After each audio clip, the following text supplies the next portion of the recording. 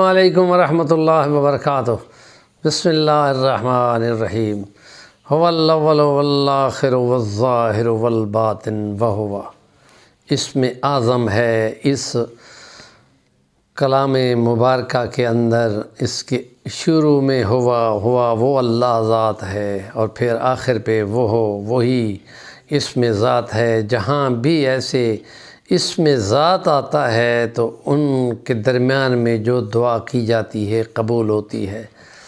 اللہ پاک ہم مسلمانوں کے حالات بہتر کرے، اور نظام زندگی اور نظام معاشرت اور نظام سیاست جو دگرگوں ہے، حالات خراب ہیں، اللہ بہتر فرما دے، تمام 57 مسلمان ممالک کے اور عالمی اسٹیبلشمنٹ کی قید سے نکل جائیں، اللہ کرے۔ ہم اس پیغمبر کی بات کر رہے ہیں جس کو جنگوں والا پیغمبر کہتے ہیں۔ تورات انجیل میں باقاعدہ ان کو 10,000 جنگجوؤں والا اور نبی الملاحم جنگوں والا پیغمبر کہا گیا ہے۔ تو ان کی جنگوں کے اندر ہم نے کہا کہ نبی رحمت ہونے کا وصف ظاہر ہے، حالانکہ دنیا کے یہاں پر یہ ہے کہ محبت اور جنگ میں کوئی قانون نہیں ہوتا۔ ہمارے پیغمبر نبی صادق صلی اللہ علیہ وسلم نے یہ سچ کر دکھایا اور دنیا کو بتا دیا کہ ہماری جنگوں میں بھی ضابطۂ اخلاق ہے، اور اس میں ہے کہ کسی علاقے پہ ایسے اچانک بھی حملہ ہوگا، بلکہ صبح کا انتظار کیا جائے گا، پھر ان پر یہ کلمہ پیش کیا جائے گا کہ اللہ کی فوج ہے، آؤ اس کے ہم نوا ہو جاؤ۔ اگر تم ہم نوا نہیں ہوتے، اپنے مذہب پہ رہو، لیکن ہمارا راستہ دے دو، اللہ کے لشکر کو اللہ کے بندوں کے پاس جانے دو، وہ اللہ کے حکم کا نفاذ کریں اور شریعت کی تکمیل کریں، اور اگر تم یہ نہیں کرتے اور روکتے ہو تو پھر تلوار فیصلہ کرے گی، اور پھر اس میں جنگ میں عورتیں اور بچے اور بوڑھے اور مذہبی پیشوا اور ان کے بازار اور ان کے کھیت اور ان کے باغات، یہ تمام اس جنگ سے باہر ہوتے تھے۔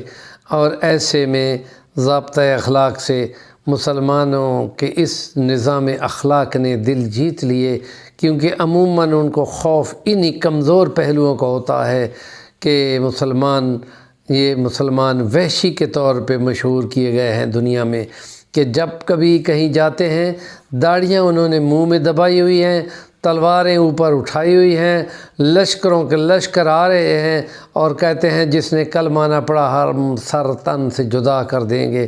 اور یہ سب سے بڑا جھوٹ اور سراسر غلط کشیدہ کاری ہے جو اسلام کے نظام حرب و ضرب میں پیش کی گئی ہے۔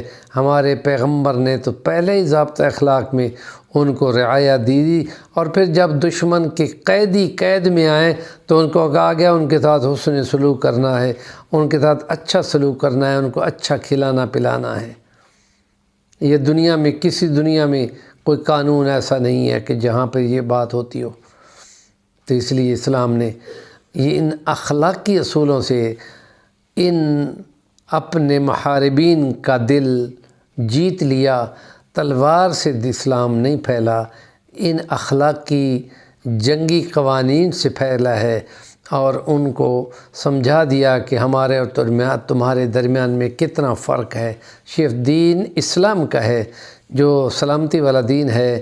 تم اگر تلوار اٹھا کے بار بار تنگ کرو گے تو پھر تمہیں ہم بتائیں گے کہ جنگ کیا ہوتی ہے، کیونکہ ہم اللہ کے لیے لڑتے ہیں اور اللہ کے لیے مرتے ہیں، اللہ کے لیے جیتے ہیں اور اللہ کے لیے مرتے ہیں۔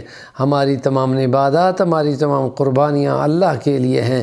تو جس وقت ہم یہ جنگ کریں گے تو ہمارا ایمان ہے کہ اللہ کی مدد اترے بھی، اور اس مدد کے ساتھ یہ حکم ہے کم من فئۃ قلیلۃ غلبت فئۃ کثیرۃ باذن اللہ۔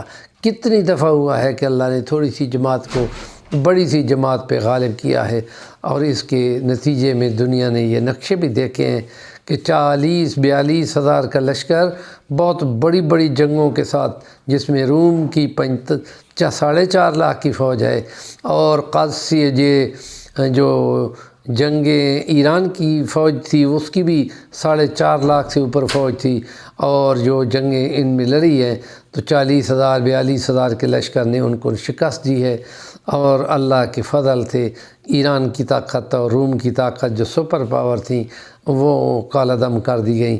ہمارے چینل کا نام ہے صفی الرحمن الوانی، ضرور سبسکرائب کریں اور کام کی بات کا کمنٹ کیا کریں۔